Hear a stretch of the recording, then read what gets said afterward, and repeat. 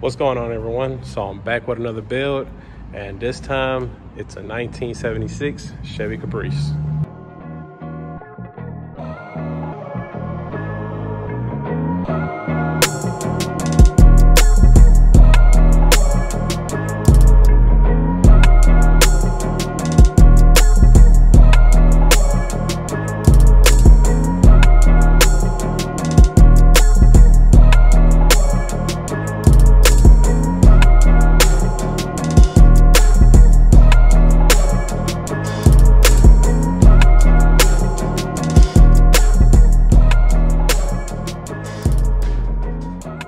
What I'll be doing to this car is LS swapping it.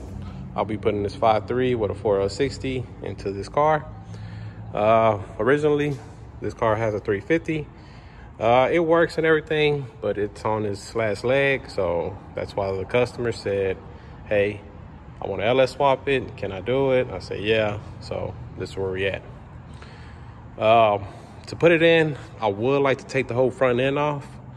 That way I have more access to unbolt stuff and do pretty much just make it easier. But I really don't feel like dealing with it or taking off the front end because this car has a little bit of rust.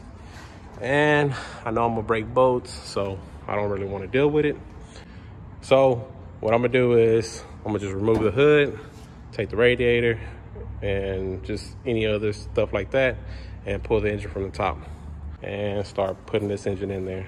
I'll go a little bit more in depth of what I did to it to be able to put that engine in there, or what motor mounts and what headers and what oil pan.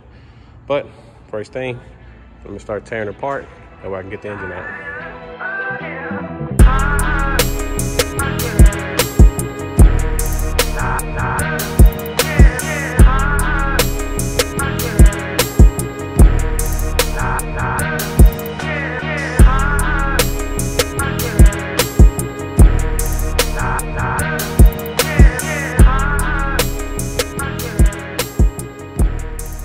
So I have everything pretty much taken apart from the engine, or it's pretty much ready to pull out.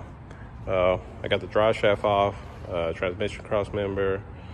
I cut off the exhaust piece that was on there. So let me get the engine hoist on there and pull the engine out.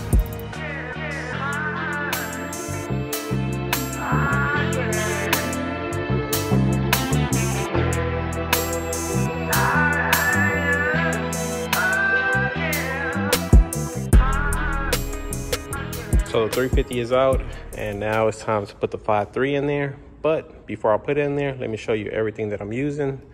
For engine mounts, those are the ICT mounts. It's pretty much just gonna adapt the factory 350 mount onto it, and they are adjustable, so that's good.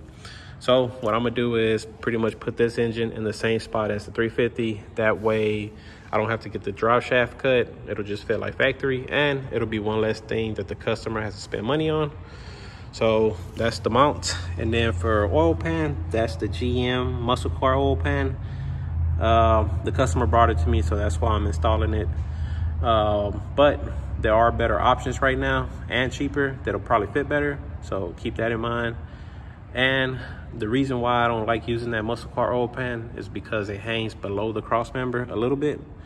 But for that car, he should be all right. He's on 24s, so he shouldn't really worry about breaking the oil pan or anything like that.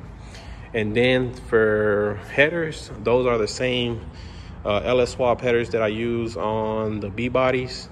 I think they will fit. The chassis kind of looks familiar, so I'll see when I get there.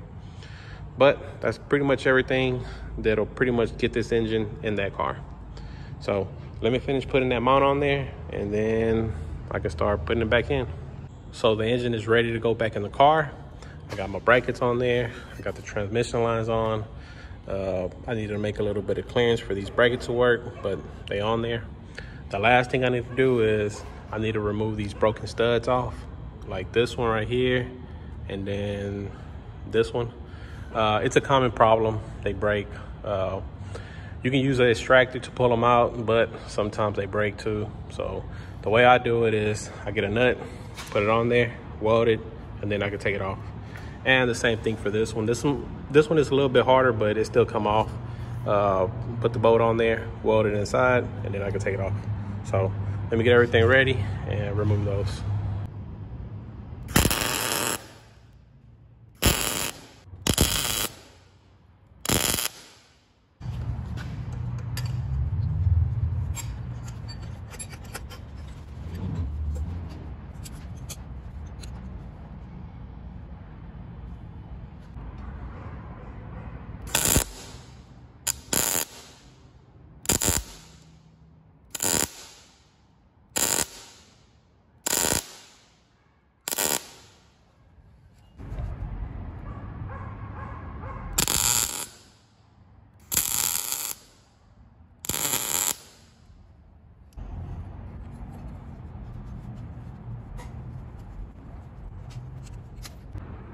So I had 3 in total that I needed to remove.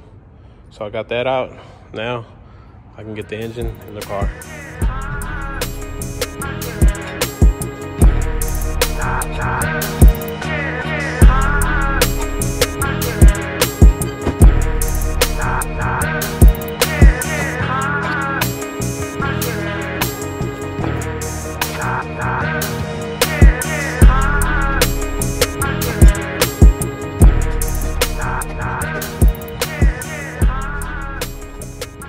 So the engine is in, everything worked out pretty good. It wasn't too bad. I think if that oil pan had a smaller sump in there, the engine would go in a lot easier, but it's in there. I don't know why, but this engine looked real small in this engine bay. I went ahead and put the radiator. There's plenty of room up here. I mean, it don't look bad, but it's in there. But the next thing, what I want to do is test fit them headers. I want to see if they work or not.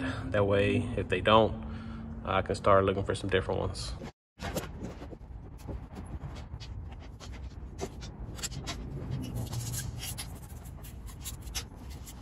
So the headers are in.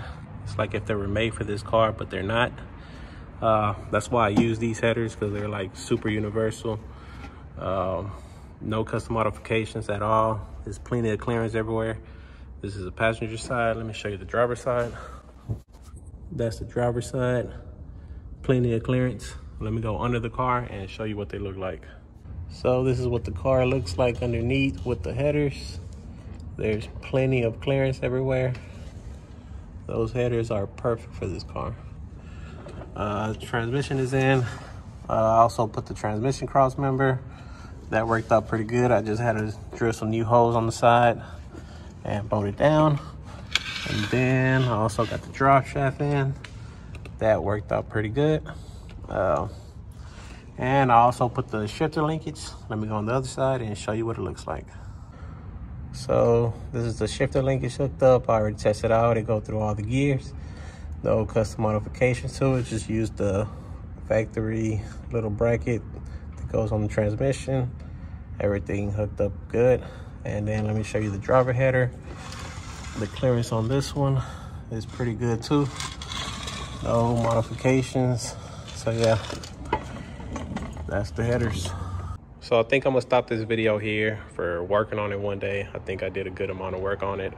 Next video, I'm gonna put the front accessories on, and I might hook up the power steering, or I am. I'm gonna either work on the fuel system, or I might work on the harness. I don't know, whatever comes first. I mean, I have to do it anyway. So thank you for watching, and I'll catch you on the next video. Oh, if you stay to the end, I'm gonna give you a little teaser of the Box Caprice.